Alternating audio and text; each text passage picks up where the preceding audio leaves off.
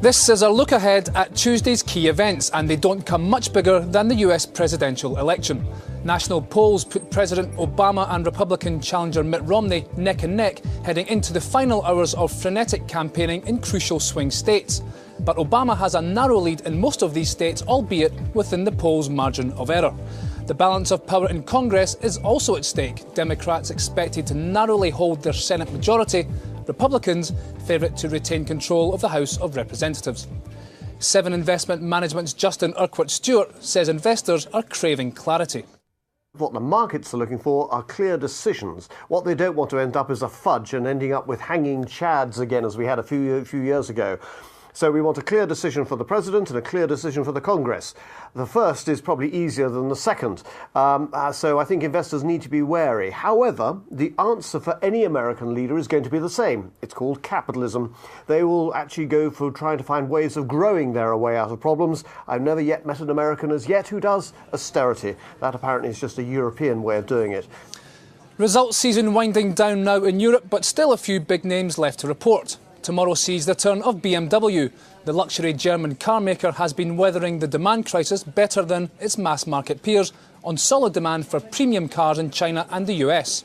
German magazine Der Spiegel reporting BMW could endure a 30% slump in sales without posting losses or sacking staff, thanks to an anti-crisis package agreed between staff and management. And in the UK, Marks & Spencer expected to report lower first-half sales and profits. Shares of Britain's biggest clothing retailer are on the rise thanks to takeover bid speculation. Weak results compared to positive updates from rival Next, however, will ratchet up pressure on CEO Mark Boland. On the data front, services PMI in the Eurozone likely to show the region stuck below the 50 mark, dividing growth and contraction. IDA Global's Michael Gallagher says the spread of recession in Europe is a worry. We continue to be in recession, and the recession has spread to France. So that's kind of a real concern.